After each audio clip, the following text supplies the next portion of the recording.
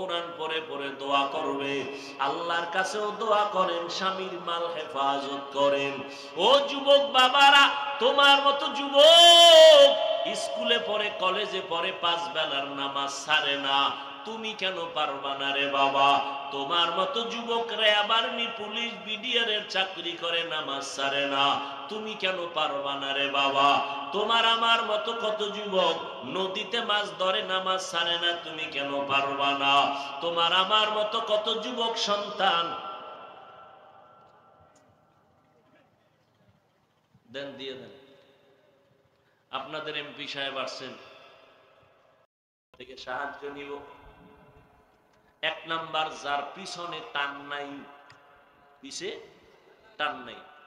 আমার পিছে টান আছে না নাই? আমি কামাই কইরা যত সামনে আগাই, মাইয়া টানে আব্বু দাও, ছেলে কয় দাও, স্ত্রী কয় দাও, মা কয় দাও। আমি খাইলাম না না খাইলাম একটু খবর নিল না, আমার দাও দাও। স্বামী মাথা ঘাম পায়ে ফেলে কষ্ট করে কাজ করে করে টাকা কিছু জমায়া স্ত্রীর জন্য একটা শাড়ি নিয়ে বাসায় গেছে, কত আনন্দ নিয়া। স্ত্রী কয় এটা একটা শাড়ি হইল, আছে না নাই? যত দেয় বলে তত লাগে। তাহলে সবার পিছনে টান আছে। সাহায্য এমন ব্যক্তির থেকে চাও যার কোনো পেছনে টান নাই। 2 নাম্বার, যার কোনো অভাব নাই। সাহায্য আমরা চাইবো যার মধ্যে 3টা দুর্বলতা নাই তার কাছে। 1 নাম্বার দুর্বলতা, পিছনে টান নাই, এর কাছে সাহায্য চাবো। 2 নাম্বার, যার কি নাই। বলেন তো পৃথিবীতে একজন মানুষ আছে কিনা যার অভাব নাই? পীর সাহেবের নাই, এমপি সাহেবের নাই, পৃথিবীর একটা মানুষও পাবেন না যার অভাব নেই। বরং যে যত টাকাওয়ালা তার অভাব তত বেশি। গরিব অভাব 100 টাকায় সমাধান, কোটিপতির লক্ষ টাকায়ও সমাধান হয় না। রাস্তায় হাইটা রিক্সা লইলাম, রিক্সার চাক্কা নষ্ট, চেইন ভালো না, হাইটা গেছে গরিব, টেনশন নাই। বড় লোক পারবে? পারবে না। বড় লোক যত টাকাওয়ালা তত অভাবী, তত অসহায়। আবার বড় লোক কিন্তু গরিবের কাছেই বেশি অসহায়, ঠিক না? গরিবেরা যদি নদীর মধ্যে গিয়া মাছ না ধরতো, কোন চান্দুর জবানে মুখ দিয়া মাছ ঢুকতো না, ঠিক নেই? সুন্দরবনের যদি মধু খাইটা না আনতো তো মধু পাইতাম না। গরিবেরা যদি ময়দানে কাজ না করতো তো বড় লোকের ঘরের মধ্যে ধানের চাল যাইতো না, গমের আটা যাইতো না। গাধার মতো কষ্ট করে গরিব, আর বড় লোকেরা জুলুম করে গরিবের সাথে বেশি, ঠিক নেই? গরিবেরা যদি বড় লোকের গাড়ি না চালায় বড় লোক চলতে পারে না, ঠিক নেই? গরিবেরা যদি বড় লোকের ঘরে কাজ না করে তাহলে 5 তলা বিল্ডিং টাইলস করা, মোজাইক করা গরুর গোয়াল ঘর হয়ে যাবে। বাথরুম পরিষ্কার করে দেয় গরিব, জুতা মুছে দেয় গরিব, ঠিক নেই? যে যত বড় তার অভাব তত বড়। পৃথিবীতে অভাব ছাড়া কোনো মানুষ নাই। 3 নাম্বার দুর্বলতা, যার কোনো স্বার্থ নাই। কি নাই? কি ঝামেলা? কোন ঝামেলা? ডিস্টার্ব করেন কেন ভাইরা আমার? আর একটু সামনে যাব না শেষ করে দিব? 3টা দুর্বলতা নাই। 1 বললাম যার কিছুটা নাই। 2 নাম্বার, যার কোনো অভাব নাই। 3 নাম্বার দুর্বলতা, যার কোনো স্বার্থ নাই। কি নাই? আচ্ছা বলেন তো, দুনিয়াতে একটা লোক যার স্বার্থ নাই আছে? আমি 2 জন পাইছি। কয়জন? 2 জন। একজন পাইছি আব্বা জান আর একজন আম্মা জান। 2 জন পাইলাম আব্বা জান আম্মা জান, যাদের কোনো স্বার্থ নাই। কিন্তু দুঃখ,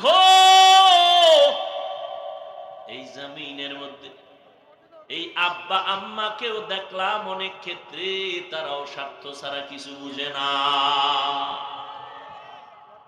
আমার সোনার বাংলাদেশে অনেক মা বাবা সন্তানের জবাই করে, আছে না নাই? আবার অনেক সন্তান মা বাবারে জবাই করে, আছে না নাই? এটা কোন থানা? হ্যাঁ, কয়রা থানার ডায়েরি গিয়া তালাশ করে দেখবেন। কয়রা থানার ডায়েরি গিয়া তালাশ করে দেখবেন কত সন্তান মা বাবার বিরুদ্ধে মামলা করেছে, মা বাবা সন্তানের বিরুদ্ধে মামলা করেছে, আছে না নাই? তাহলে স্বার্থ ছাড়া কেউ নেই। গত কয়েকদিন আগের ঘটনা, আল্লাহ মাফ করেন, বাবা তার আপন মেয়েকে হোটেলের মধ্যে নিয়ে একা, আজকের রাতের জন্য তুমি আমার স্ত্রীর মতো, আরো জোরে বলেন, জিंदगी में बंदगी तू कर नहीं, जिंदगी में बंदगी तू कर नहीं, जिंदगी बे बंदगी शर्मिंदा है, जिंदगी बे बंदगी शर्मिंदा है, दुनिया में हो दुनिया का तलबगार न हो, बाजार से गुजर हो खरीदार न हो, दुनिया में हो दुनिया का तलबगार न हो, बाजार से गुजर हो खरीदार न हो, ये दुनिया एक मिसल कागज फूल है, ये दुनिया एक मिसल कागज फूल है, जिंदगी में बंदगी तू कर नहीं, जिंदगी में बंदगी तू कर नहीं, जिंदगी में बंदगी शर्मिंदा है, जिंदगी में बंदगी शर्मिंदा है। এরে নবীর আশিক, সাহায্য কেন চাইবো তার জবাব দিয়েছি আমরা সবাই বড় দুর্বল। সাহায্য কার থেকে চাইবো জবাব দিয়েছি যার মধ্যে তিনটা দুর্বলতা নাই, পিছুটান নাই, অভাব নাই, 3 নাম্বার কি বলছি, স্বার্থ নাই। এই তিনটা নাই এমন কোন মানুষ জমিনে নাই, তবে একজনই আছেন যার কোনো স্বার্থ নাই, অভাব নাই, যার কোনো পেছনে টান নাই, তিনি হলেন আমার একমাত্র আল্লাহ। আমার আল্লাহর কোনো পিছনে টান আছে? আল্লাহর ছেলে মেয়ে আছে? লাম ইয়ালিদ লাম ইউলাদ উলাইকা ওয়ালিদু মাউলুদিরা খালেকা। আল্লাহ কাউকে জন্ম দেন নাই, কারো থেকে জন্ম নেন নাই, আল্লাহর কোনো পেছনে টান নাই, আল্লাহর স্ত্রী নাই যে বলবে আমারে দাও, আল্লাহর ছেলে মেয়ে নাই যে বলবে আমাকে আগে দাও। আল্লাহ বলেন আমার একমাত্র আপন হলো মানুষ, আমি বড় আদর করে মানুষ বানাইছি। আমি আল্লাহর দরজা খুলে প্রতিদিন ডাকি, প্রথম আসমানে আমি আল্লাহ ভোর রাত্রে হাজির হয়ে যাই। আমি আমার বান্দাকে দেওয়ার জন্য ভোর রাত্রে আমি প্রথম আসমানে আসি, বান্দাকে দেওয়ার জন্য। ও বান্দা কি লাগবে বল, আমি আল্লাহ তোমার আশা পূরণ করার জন্য রেডি হয়ে গেলাম। চাইতে দেরি হবে, আমি আল্লাহ তোমাকে দিতে মোটেও দেরি করব না। আল্লাহ দেওয়ার জন্য উদ্গ্রীব হয়ে আছেন। আল্লাহ বলেন বান্দা তুমি চাও আমি দিব। আল্লাহকে ডাকার মতো ডাকো, আল্লাহ জবাব দিবেন। উদউনি আস্তাজিব লাকুম। আল্লাহ তাআলা দেওয়ার জন্য আল্লাহ প্রস্তুত হয়ে থাকেন। আল্লাহর পেছনে কোনো টান নাই, আল্লাহর কোনো অভাব আছে নাকি? নাই। আল্লাহ পাক বলেন, আমি আল্লাহ হলাম শ্রেষ্ঠ ধনী, আমি প্রশংসিত ধনী। ও আল্লাহর বান্দারা, আল্লাহর কোনো স্বার্থ পর্যন্ত নাই। আল্লাহ পাক বলেন, আমার স্বার্থ আমার গোলাম, আমার বান্দা যা চাইবে আমি দেওয়ার জন্য রেডি হয়ে গেলাম। অতএব এতক্ষণ আলোচনার দ্বারা কি বুঝলাম? সাহায্য লাগবে, এটা ছাড়া চলা যাবে না। তবে কার থেকে সাহায্য চাইব? তার জবাব হলো আল্লাহর কাছে সাহায্য চাইব।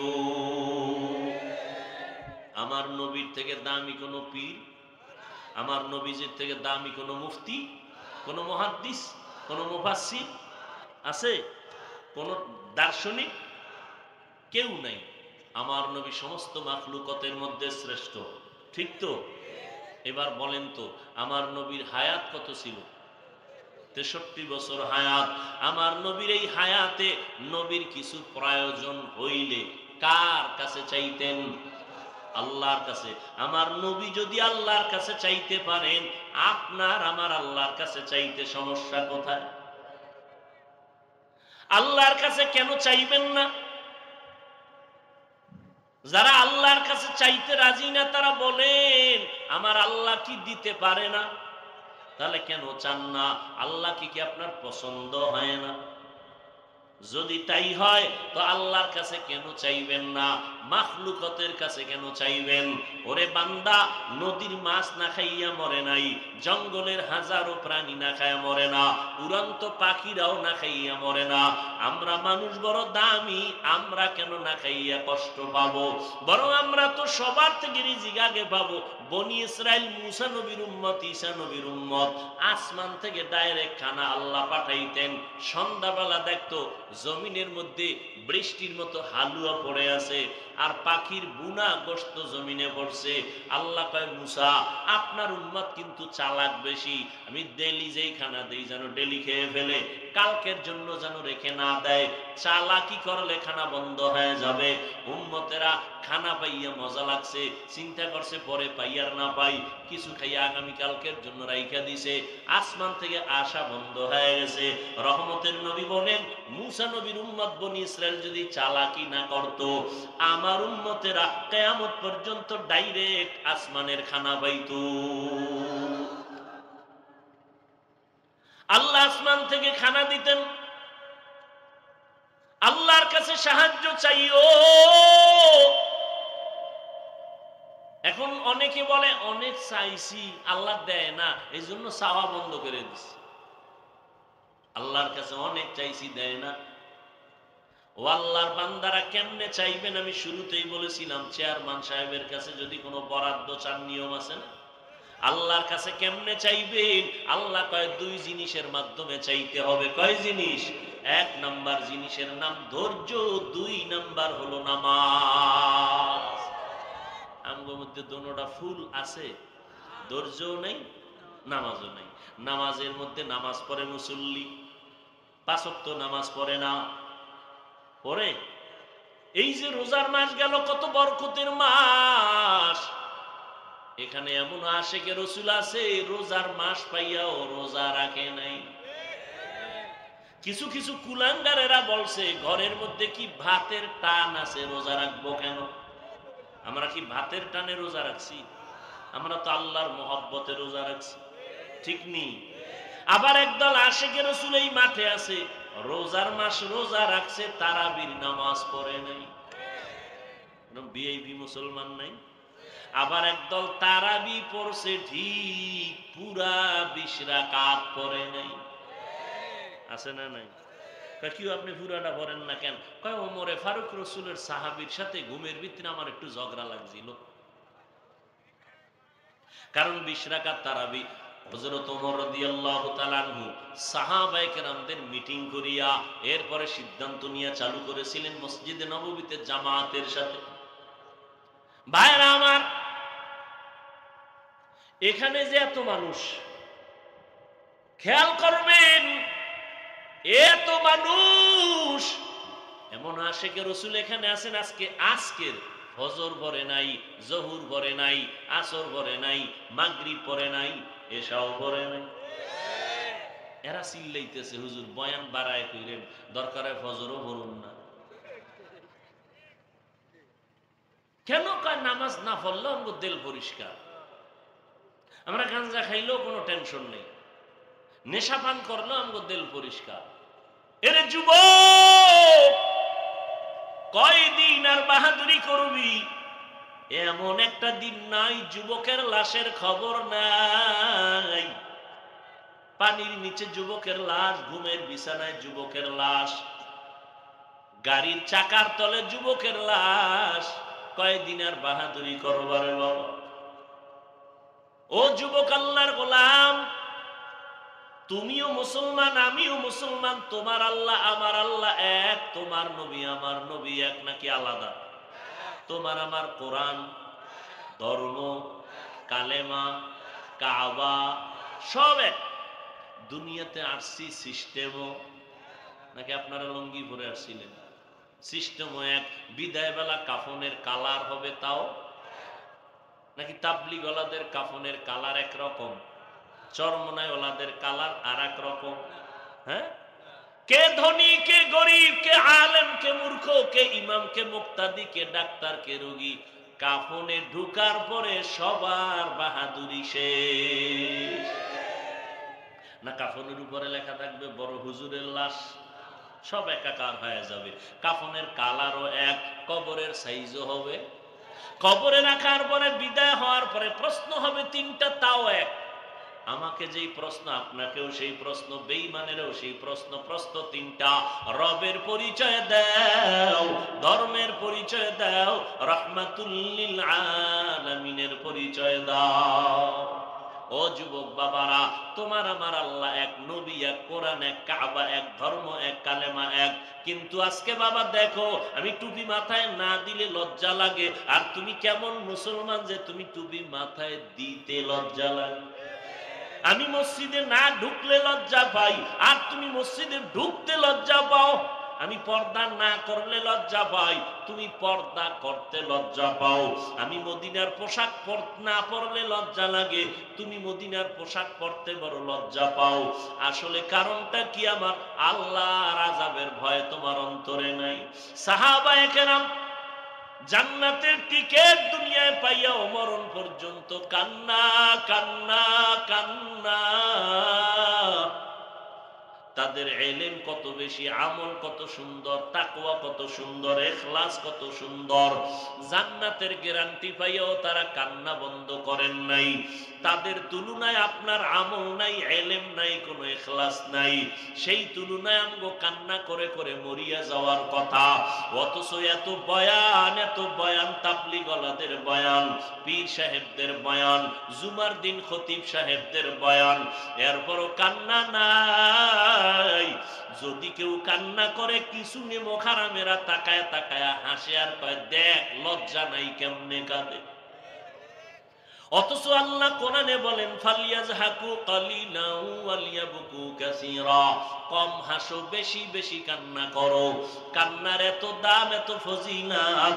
মদিনার নবী বলেন, গাভীর ওলান থেকে দুধ বের করিয়া ভেতরে যেমন ঢুকানো সম্ভব না, যারা আল্লাহর আযাবের ভয়ে গুনার কথা স্মরণ করিয়া এক ফোঁটা চোখের পানি ছেড়ে কান্না করবে, আল্লাহর নবী বলেন ওই কান্নাওয়ালা বান্দা বান্দিকে জাহান্নামে ঢুকানো সম্ভব না।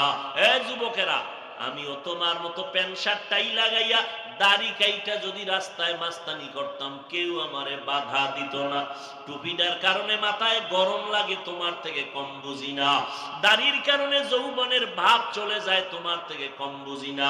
লম্বা জামাটা পরার কারণে শরীর গরম লাগে, তোমার থেকে কম বুঝি না। এরপরও কেন নামাজ ছাড়ি না, বেপরদায় চলি না। আবার পাও ধইরা ধইরা কত বিনয়ের সাথে তোমাকে বুঝাইতেছি রে বাবা। এ আল্লাহর বান্দারা, কারণটা কি? একমাত্র কারণ আমার আল্লাহর কোরআন সত্য, নবীর কথা সত্য রে বাবা। এক জাররা পরিমাণ গুনাহ নিয়ে যদি কবরে যাই, আল্লাহর কোরআন সত্য, নবীর হাদিস সত্য। আল্লাহ বলেন ইন্নাল আবরারা লাফি নাঈম ওয়া ইন্নাল ফুজ্জারা লাফি জাহিম। নেক আমলওয়ালারা জান্নাতি, গুনাহ যারা করবে তারা জাহান্নামের যাত্রী। আমার মায়ার নবী আম্মা জান আয়েশা রাদিয়াল্লাহু তাআলা আনহার ঘরে বসে বসে কান্না করেন। আম্মা জান বলেন ইয়া রাসূলুল্লাহ, আপনি কাঁদেন কেন? মায়ার নবী যার কোনো গুনাহ নাই সেই নবী বলেন আয়েশা, হাসরের ময়দানে ভয়ঙ্কর অবস্থার কথা মনে পড়ে আমার কান্না শুরু হয়ে গেল। আম্মা জান আয়েশা বলেন নবী কেমন ভয়ঙ্কর হবে হাসরের মাঠটা? আমার মায়ার নবী বলেন এই জমিনটা হবে কিয়ামতের মাঠ, আর আল্লাহ পাক রব্বুল আলামিন সমস্ত মানুষগুলো হাজির করবে, সব উলঙ্গ নারী পুরুষ উলঙ্গ দাঁড়াবে, জমিনটা সমান, একদিকে সূর্যের গরম, বৈজ্ঞানিকরা বলে 9,30,00,000 মাইল উপরে সূর্য, সেই সূর্যটা দিনে ছিল রাতে নাই, এরপরও কিন্তু গরম সহ্য করা যায় না। আর হাসরের ময়দানে সূর্য যখন নিচে নেমে আসবে, আল্লাহ বলবে সূর্য তোর যত তাপ আছে জমিনের মধ্যে সারিয়া দে। এমন তাপ শুরু হবে গুনাহগার গুলো সহ্য করতে পারবে না, মাথার মগজগুলো টাস টাস করিয়া ফাটিয়া যাবে। অন্যদিকে জাহান্নামের আওয়াজ,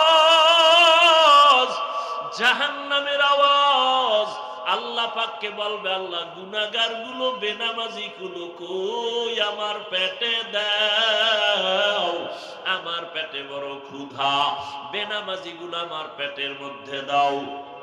আল্লাহ বলবে জাহান্নাম অপেক্ষা কর, বিচারটা শেষ করে তোর পেটের খানা দিতেছি। নবী বলেন অন্যদিকে আমার আল্লাহ রাগান্বিত একটা আওয়াজ দিবেন, লিমানিল মুলকুল ইয়াউম লিল্লাহিল ওয়াহিদিল কাহ্হার। আল্লাহ পাক রাগান্বিত আওয়াজ দিয়া বলবেন হাসরের ময়দানের আজকে রাজত্ব কার? নবী বলেন ও আয়েশা, আল্লাহ যখন রাগান্বিত হয়ে আওয়াজটা দিবে হাসরের ময়দানটা থরথর করে কেঁপে উঠবে, মানুষগুলো পাগলের মতো দৌড়াইতে থাকবে। একদল উম্মতেরা ইব্রাহিম নবীর কাছে গিয়া বলবে আমরা একটু সুপারিশ করেন, সহ্য করতে পারি না আযাব, সূর্যের গরম। ইব্রাহিম নবী বলবে আজ আমার কি উপায় হবে, উম্মত তোমরা চলে যাও, আমার চিন্তায় আমি ব্যস্ত হয়ে গেলাম। ঈসা নবীর কাছে যাবে একই আওয়াজ, মূসা নবীর কাছে যাবে একই আওয়াজ, আল্লাহর নবী আদম আলাইহিস সালামের কাছে যাবে একই আওয়াজ। এবার উম্মতেরা কোথায় যাবে? আম্মা জান আয়েশা রাদিয়াল্লাহু আনহাকে প্রশ্নের জবাবে নবী বলেন ও আয়েশা, উম্মতগুলো পাগলের মতো ছোটাছুটি করবে, এরপরে এক পর্যায়ে গিয়া আমারে তালাশ করবে, আমাকে খুঁজবে, একটু আমি মাওলার কাছে সুপারিশ করি। আমার নবীর প্রশ্নের কথার জবাবে আম্মা জান আয়েশা বলেন ইয়া রাসূলুল্লাহ, উম্মতেরা আপনাকে কোথায় তালাশ করে পাবে? আল্লাহর নবী বলেন আয়েশা, আমাকে তালাশ করতে করতে গিয়ে দেখবে আমি মাওলার সামনে মাকামে মাহমুদে সিজদায় পড়ে কান্নায় অবস্থায় বেহুশ, আমি কান্না করতে থাকবো সেজদায় পড়িয়া, আর আল্লাহকে বলবো ঈসা নবী বলছে আল্লাহ আমার উপায় কি হবে, উম্মতের কথা ভুলিয়ে গেছি। মূসা নবী উম্মতের চিন্তা করবেন না, ঈসা নবী উম্মতের চিন্তা করবেন না, আর আপনার আমার মায়ার নবী আম্মা জানকে বলেন ও আয়েশা, আল্লাহর কাছে আমি একবারও বলবো না আল্লাহ আমাকে তুমি বাঁচায় দাও, আমি আল্লাহর কাছে কান্না করে বলবো আমার উম্মতেরে বাঁচাও, আমার একটা উম্মত যেন জাহান্নামে না যায়, জাহান্নামের 1 সেকেন্ডের গরম আমার উম্মতেরা সহ্য করতে পারবে না, ও আল্লাহ আমার উম্মত গুলোরে তুমি বাঁচাও। আম্মা জান আয়েশাকে নবী বলেন আমার কান্না দেখে আমার মাওলার কুদরতি অন্তরে মায়ার জোশ আসিয়া পড়বে, আল্লাহ বলবে নবীজি মাথা উঠান, আপনি কান্না করবেন না, আপনার উম্মত গুলো আপনি ধরে ধরে জান্নাতের পথে নিয়ে যান। আম্মা জান আয়েশা বলেন নবী আপনি তখন কি করবেন? আল্লাহর নবী বলেন ও আয়েশা, আমি তখন আমার উম্মত গুলো ধরে ধরে ধরে ধরে বাসিয়া বাসিয়া আমি জান্নাতের পথে নিয়ে হাউজে কাউসারের পানির কিনারায় লাইনে দাঁড় করাবো।